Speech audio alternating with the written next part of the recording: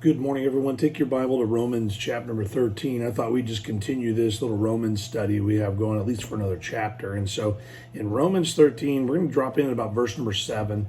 And I just want you to have this thought in mind as I read it to you, that when we have an honest and loving approach, it sets us up for really the better result.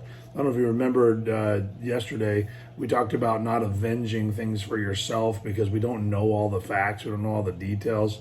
Well, this is the other side of that. This is the loving approach, and this is the way that we attempt to make sure that everyone around us knows that if something goes wrong, that from our character perspective, they would have nothing to hold against us because we've already proven to them that we are a loving kind of person. So look at verse number 7. It says, "Render therefore to all their dues, tribute to whom tribute is due, custom to whom custom, fear to whom fear, honor to whom honor.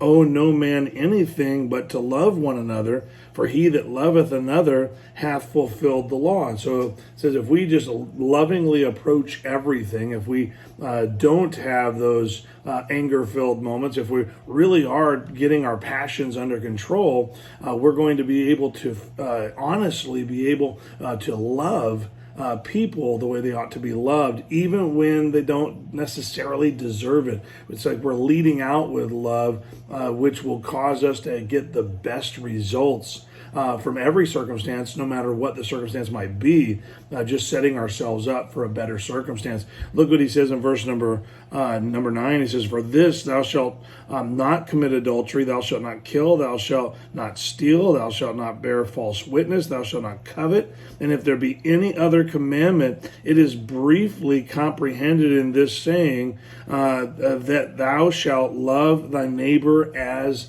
thyself." And so he's basically saying lead out with the loving behavior, lead out with godly behavior every time, and when the results start to come in, we'll recognize that we're filtering out bad results by living the right way from the beginning, from the start. And so look at this last verse number 10 says, "Love worketh no ill to his neighbor, therefore love is the fulfilling of the law." And so when we lead out in love, no matter the circumstance, when we lead out with the right spirit, with a godly spirit, we are setting ourselves up to avoid every unnecessary response from people. Of course, there's people out there that are just going to have that bad spirit. They're going to have bad days. They're going to have times when they return fire to us when we didn't even fire a shot.